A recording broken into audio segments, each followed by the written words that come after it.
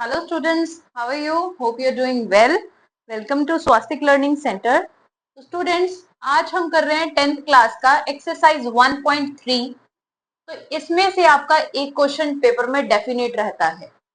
तो ये आपने टॉपिक थोड़ा अच्छे से क्लियर कर लेना है और कुछ नहीं है, इसको जस्ट समझो. पहले कोई भी स्टूडेंट जो भी वीडियो देख रहा है पहले समझो और उसके बाद सेम क्वेश्चंस की प्रैक्टिस करना. मैं प्रैक्टिस के लिए कुछ क्वेश्चंस दूंगी आप लोगों को बाद में, ठीक है? तो विदाउट वेस्टिंग टाइम हम करते हैं क्वेश्चन फर्स्ट स्टार्ट. सबसे पहले आपको क्वेश्चन फर्स्ट पे ज्यादा फोकस करना है, इसी को समझेंगे आगे आगे चीजें क्लियर होती जाएंगी. क्वेश्चन क्या है कि we have to prove that root 5 is irrational number. irrational number. First of all students, rational और इनरैशनल नंबर्स क्या होते हैं ये क्लियर कर लो. आप लोगों ने रियल नंबर्स पढ़े होंगे 9th सेक्शन में, आप पढ़ के आए हो 9th स्टैंडर्ड में कि रियल आपके नंबर्स कौन से होते हैं जो एक्चुअली एग्जिस्ट करते हैं. अब जैसे ये नंबर है, इसकी एग्जैक्ट वैल्यू नहीं, ऐसे थोड़ी बोलोगे रूट 5 kg मुझे कोई चीज दे दो, रूट 2 kg मुझे चीज दे दो. तो ये ऐसे वर्ड्स हैं जो कि एग्जिस्ट नहीं करते हैं, उनको हम इरैशनल नंबर्स बोलते हैं. या फिर कुछ जो डेसिमल्स में पॉइंट आते हैं वो नॉन टर्मिनेटिंग हो जाते हैं, लाइक 0.10001, 0000001, फिर उसके बाद और 00 करके 1, तो ये नॉन टर्मिनेटिंग होते हैं, ये भी इरैशनल नंबर होते हैं. अब हमें करना क्या है, हमें प्रूव करना है कि ये इरैशनल नंबर है. तो उसको कैसे करेंगे? तो बच्चों, जब भी आपको कोई चीज प्रूव करनी होती है तो हम उसका अपोजिट मानना स्टार्ट करते हैं. हम क्या करेंगे, देखिए, लेट अस अज्यूम, आप स्टेटमेंट सेम ही लिखेंगे. लेट अस अज्यूम, हम मान लेते हैं कि root 5 is a rational number. हमने मान लिया कि ये एक रैशनल नंबर है. अब एक स्टेटमेंट है जो कि रैशनल नंबर होते हैं, उनको हम किस फॉर्म में लिख सकते हैं? p बाय q की फॉर्म में लिख सकते हैं. ये ध्यान रखना है, p बाय q की फॉर्म में लिख सकते हैं. अब जो आपका q होगा ये आपका जीरो नहीं होना चाहिए और ये दोनों को प्राइम होने चाहिए. p and q are coprime number. बच्चे, को प्राइम नंबर वो होते हैं जिनका कॉमन फैक्टर ओनली 1 होता है. HCF 1 होता है, हाईएस्ट कॉमन फैक्टर इज 1.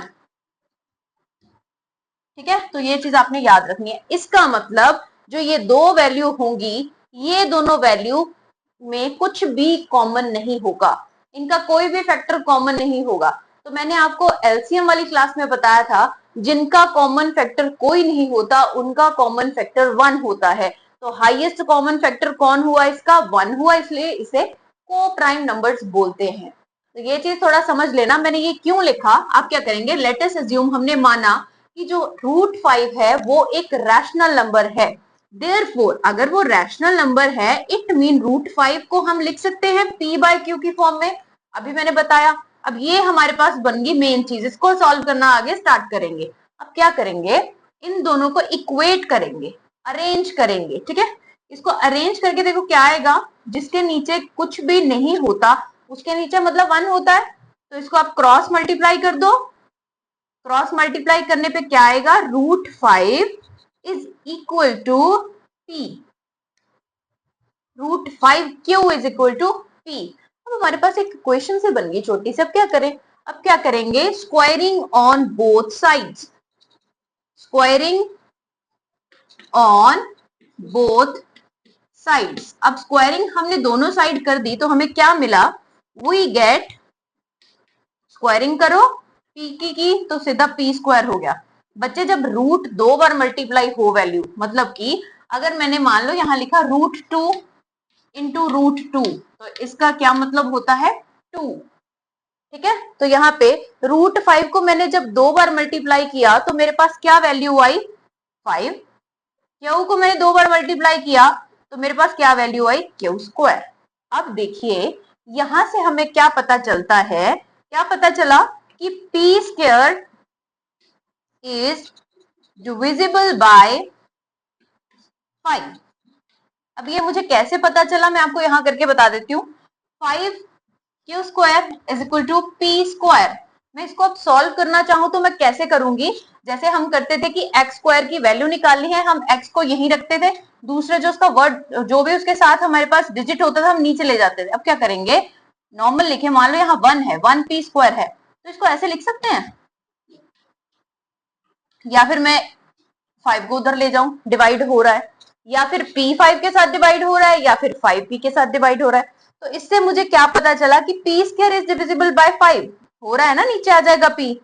तो p square is divisible by 5 मतलब कि अगर p स्क्वायर डिविजिबल है तो p भी तो होगा। कैसे? इधर देखते चलिए, समझाने के लिए कर रही हूँ, ये वाली चीज आप नोट नहीं करेंगे।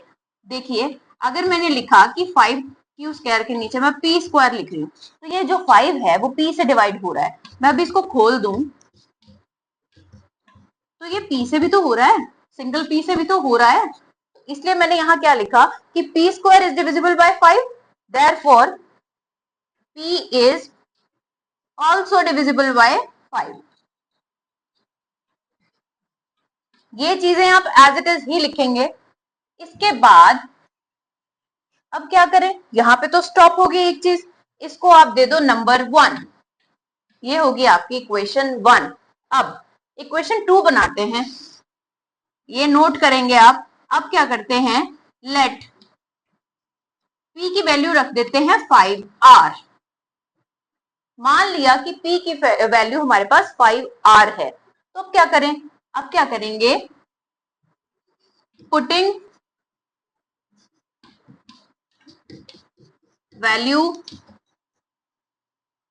From equation 2 in equation 1। Equation 2 से वैल्यू उठा के इक्वेशन 1 में पुट करेंगे। क्या था, 5q square is equal to p square. इसको एज इट इज रखो। तो बच्चे p स्क्वायर की मैंने वैल्यू बोली 5r, 5r का इधर स्क्वायर कर दूंगी तो मेरे पास क्या वैल्यू आएगी, 25r स्क्वायर। कट करेंगे, 5 1 5, 5 5 25, वैसे ही इक्वेशन बन गई। इधर देखिए, जैसे 5q square is equal to p square, वैसे ही 5r square is equal to q square. अब देखो, जो आपके पास p स्क्वायर था वो 5 से डिविजिबल था तो p भी था। अब अगर q स्क्वायर 5 से डिविजिबल है तो q भी होगा। यहां से एक चीज पता चली, इन दोनों का कॉमन फैक्टर 5 ही है। यही पता चला इन दोनों का कॉमन फैक्टर कौन है, ये भी 5 से डिवाइड हो रहा है, ये भी 5 से डिवाइड हो रहा है। बट हमें तो कॉमन फैक्टर 1 चाहिए था, तभी हम प्रूव कर सकते थे कि वो इररेशनल नंबर है। अब इनमें उल्टा बोल रही हूँ, यहाँ पे ये देखिए √5 मैंने आपको बोला कि p बाय q की फॉर्म में लिखेंगे इररेशनल के केस में, तब इनका HCF 1 होगा। अब तो दोनों का HCF 5 हो गया, तो हमारी कॉन्ट्राडिक्शन जो थी वो रॉन्ग हो गई। क्यों हुई, क्योंकि हमारी अजम्पशन गलत थी। ठीक है, तो अब आप आगे क्या लिखेंगे,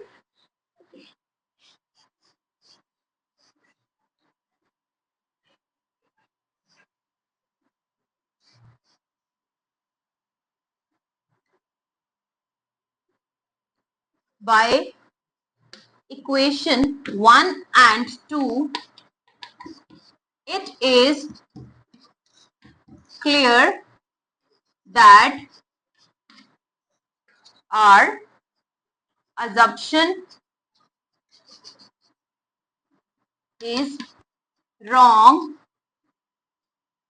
therefore √5 is इररेशनल नंबर। हमने प्रूव कर दिया कि ये एक इररेशनल नंबर है, तो ये हो गया आपका हेंस प्रूव्ड। क्लियर? बाकी अब ये देखिए कि आपके पास अगर यहाँ पे वैल्यू √5 की जगह √3 आ जाए, √7 आ जाए, √2 आ जाए, तो आप ऐसे सॉल्व करेंगे, सेम इसी वे से सॉल्व करेंगे। लेकिन जब आपके पास इक्वेशन सेकंड आती है, जैसे हमने p स्क्वायर की वैल्यू या q स्क्वायर की वैल्यू हमने 5r रखी थी, वहां पे आपको ये डिजिट देख के वैल्यू एज्यूम करनी है। यहाँ पे 3 है तो आप वहां पे 3r कर देंगे, 7 है 7r करेंगे, 2 है तो 2r करेंगे। उसके अकॉर्डिंग आपकी क्वेश्चन का आंसर आपको मिल जाएगा। अब करते हैं बच्चे question number second start. Same way में करना है, कुछ डिफिकल्ट नहीं है। अब उनकी तो और ज्यादा आपके पास एक्सप्लेनेशन कम हो जाएगी। देखिए कैसे करना है। आपका क्वेश्चन है, क्वेश्चन नंबर सेकंड, 3 प्लस √5 और इधर है आपके पास 2। अब आपको इसको प्रूव करना है कि ये एक इररेशनल नंबर है। मैंने आपको अभी बताया कि जो चीज हमें प्रूव करनी होती है आपको उसका उल्टी वैल्यू माननी होती है। तो क्या करते हैं, लेट अस अज्यूम, हम मान लेते हैं दैट 3 + 2√5 इज रैशनल। उन्होंने बोला इरेशनल है, प्रूव कर दो। मैंने कहा कोई बात नहीं, हम रैशनल मान लेते हैं। अगर रैशनल माना तो क्या होगा, तो डेफिनेटली ये वैल्यू आपकी p/q की फॉर्म में हम लिख सकते हैं।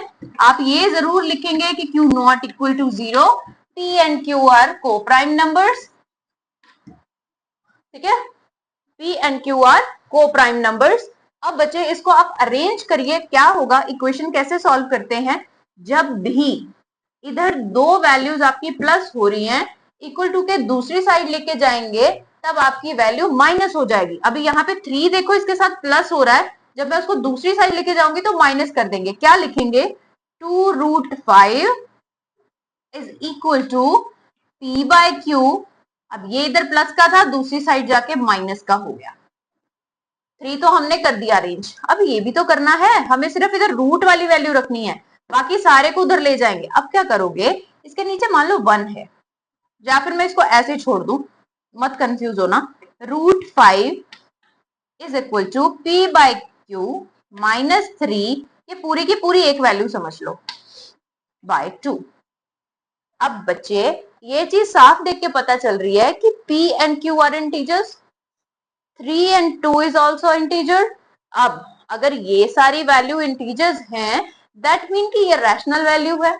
अगर ये रैशनल है तो ये भी रैशनल होनी चाहिए, बट ये तो हमें ऑलरेडी पता है, फैक्ट है ये, कि रूट वाली वैल्यू इरैशनल होती है। तो हमारी सारी की सारी जो अजम्पशन थी वो रॉन्ग हो गई। यहां से आपके पास आंसर आ गया कि दिस इज इरैशनल नंबर। ठीक है, तो आप यहाँ पे बच्चे स्टेटमेंट क्या लिखेंगे वो जरा देख लो।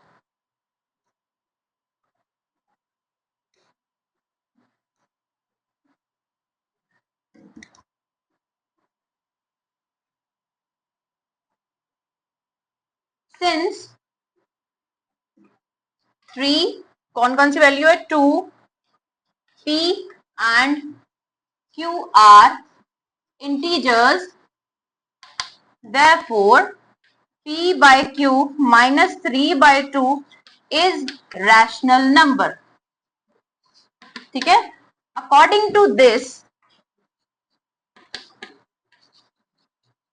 √5 इज ऑल्सो रैशनल। अब दोनों इक्वेशन में है, इक्वल टू के इधर और दूसरी साइड है, तो ये भी रैशनल हुआ। But this contradicts the fact, अब ये उस फैक्ट को कॉन्ट्राडिक्ट कर रहा है कि √5 एक इरैशनल नंबर है। Therefore, it is proved that 3 + 2√5 is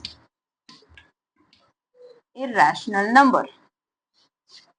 आप लोग स्टेटमेंट पे थोड़ा सा फोकस करेंगे, स्टेटमेंट आप सही लिखेंगे, और सिर्फ इस पे मत जाना कि जो मैंने लिखा नहीं समझ आ रहा, सुनने पे भी जाना कि क्या बोल रही हूं, उसके अकॉर्डिंग आप लिख सकते हैं। क्योंकि वीडियो फिर एक एक मैं लिखूंगी वर्ड क्लियरली, तो वीडियो थोड़ी लंबी हो जाएगी और आप लोग फिर उसको अवॉइड करते हैं। तो ये कोशिश करती हूँ कि आज को जल्दी से थोड़े टाइम में ज्यादा क्वेश्चंस करा सकूं। अब इसका आपके पास बच्चे बचा थर्ड पार्ट, और इजी वे। थर्ड पार्ट में आपका फर्स्ट क्वेश्चन, 3 क्वेश्चन है। क्वेश्चन नंबर थर्ड, अगर आप लोगों ने अभी बुक ओपन कर रखी तो आपको अच्छे से पता होगा। एक है 1/√2, स्टेटमेंट आप सभी की सेम लिखेंगे। एक है 7/√5, और एक आपका क्वेश्चन है 6 + √2। अब देखो, मैंने आपको अच्छे से स्टेटमेंट बता दी, आपको क्या लिखना है। अब जस्ट हम इसको समझते हैं, स्टेटमेंट आप वहीं से कॉपी पेस्ट करेंगे। ठीक है, अब देखो आपके पास ये वैल्यू आ गई 1/√2। करना तो वही काम है कि सभी को प्रूव करो कि ये इरैशनल है। अब प्रूव करने के लिए हमने क्या किया था, हमने इसकी अजम्पशन रॉन्ग ली थी कि मान लेते हैं कि रैशनल है। अगर बच्चे रैशनल है तो इट मीन ये इसके इक्वल है ना, इसके इक्वल। अब इसके इक्वल है तो अब मुझे सिर्फ √2 की वैल्यू चाहिए। या तो मैं इसको सॉल्व कर लूं, कैसे सॉल्व करूंगी, मैं इसको cross multiplication, Q is equal to √2/p। तो यहां से √2 मेरे पास क्या आ गया, Q/p। ये √2 आ गया। अब हमने अभी ऊपर माना था कि equal to p and q, where q is equal to not equal to 0 and these are coprime number, it mean ये इंटीजर है। तो if p and q, sorry, therefore p and q are integers, हमें पता है कि p और q integers हैं, that's why वो एक रैशनल नंबर। अगर ये रैशनल नंबर है तो डेफिनेटली इक्वेट जिसके साथ किया तो वो भी रैशनल होगा। लेकिन अभी लास्ट क्वेश्चन में लिखा था, तो ये जो हमारी अजम्पशन है ये इस फैक्ट को कॉन्ट्रडिक्ट करती है कि √2 आपका इरेशनल नंबर नहीं है, बट इरेशनल नंबर तो है ना, तो इसकी वजह से हमारी ये पूरी की पूरी अजम्पशन रॉन्ग हो गई। Hence prove that 1/√2 is irrational number. Solve, आगे देखो 7/√5 कैसे करेंगे। अगेन बहुत इजी, 7/√5। रिपीटली मैं बार बार वही चीज बोल रही हूँ, लिख नहीं रही हूँ, लेकिन आप लोग नोट करेंगे कि लेटर रैशनल प्रूव करना है। सेम प्रोसेस से मैंने उसको p/q की फॉर्म में इसलिए लिखा, मैंने मान लिया कि 7√5 जो आपकी वैल्यू है वो एक रैशनल नंबर है, तो इसलिए हम उसको ऐसे लिख सकते हैं। नाउ आफ्टर रीअरेंजिंग आपके पास क्या वैल्यू आ गई,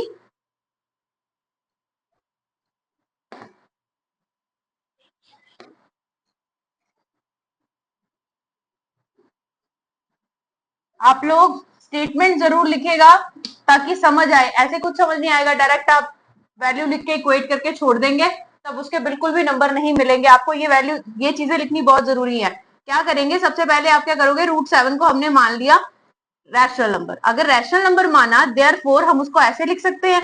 अब ऐसे लिखा तो इसको रीअरेंज करो, मैंने क्या बोला, रूट वाली वैल्यू यहां रखना, p/q 7 इधर मल्टीप्लाई हो रहा है, इस साइड जाके डिवाइड हो जाएगा। तो आप यहां क्या लिखेंगे, सिंस, क्योंकि 7 p and q are integers, अब ये इंटीजर्स हैं, देयरफॉर आपके पास वैल्यू बनी p/7q इज रैशनल नंबर। ठीक है, देयरफॉर अगर ये रैशनल है तो डेफिनेटली √5 भी एक रैशनल नंबर होगा। But this contradicts the fact that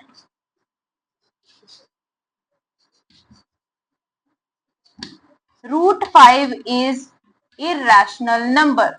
तो इससे क्या हो रहा है, एक फैक्ट कॉन्ट्राडिक्ट हो रहा है कि √5 इरेशनल नंबर होता है। इसकी वजह से हमें पता चला कि हमारी सारी की सारी अजम्पशन रॉन्ग है। Hence proved 7√5 is equal to a irrational number। Your last question of this exercise is 6 plus √2। एक बार फिर से देख लो, सेम प्रोसेस है, समझ लो बस अच्छे से। 6 प्लस √2/5। बच्चे सबसे पहले आपने क्या लिखना है, लास्ट टाइम समझा रही हूं अच्छे से, फिर से लिख देती हूँ सारा कुछ। लेट अस अज्यूम, हम मान लेते हैं कि 6 plus 2√5 is a rational number. मैंने मान लिया कि ये एक रैशनल नंबर है। अगर ये रैशनल नंबर है तो क्या होगा, हम ऐसे लिख सकते हैं, ऑफ कोर्स लिख सकते हैं, क्योंकि रैशनल नंबर होते ही वो है जिसको p/q की फॉर्म में लिखा जा सके, और वहां पे आपका q जो है वो 0 के इक्वल नहीं होना चाहिए, और p और q को प्राइम नंबर्स होने चाहिए, ये इंटीजर्स हैं। ठीक है, अब इसको सॉल्व करते हैं तो क्या करेंगे, मैंने आपको पहले बताया, जो चीज प्लस हो रही है दूसरी साइड जाके माइनस हो जाएगी। -6, इधर कौन बचा, 2√5। मैंने बोला आपको कि रूट वाली टर्म रखेंगे, √2 is equal to p/q -6 divided by 2। Same question हमने सेकंड क्वेश्चन किया था। अब क्या हुआ कि ये जो सारे वर्ड्स है, डिजिट्स हैं, ये तो इंटीजर्स हैं। अगर इंटीजर्स हैं तो ये रैशनल वैल्यू बनी, रैशनल बनी तो जिसका इक्वेट है वो भी रैशनल होगा। लेकिन हमारे पास तो एक फैक्ट है कि रूट वाली टर्म जो होती है वो इरेशनल होती है। तो इस अजम्पशन से हमारा जो एक फैक्ट था वो कॉन्ट्राडिक्ट हो गया। तो इससे प्रूव क्या हुआ कि जो आपकी पूरी की पूरी वैल्यू है ये रैशनल नहीं है। तो स्टूडेंट्स, आपको अगर ये चीज नहीं समझ आई, इसमें से कोई चीज नहीं पता चली, आप लोग प्लीज मुझे कमेंट कर सकते हैं, मैं इसको और अच्छे से आपको समझा दूंगी। आपके पास कॉन्टेक्ट डिटेल्स मैंने सारी डाली हुई है, आप वहां से कॉन्टेक्ट भी कर सकते हैं।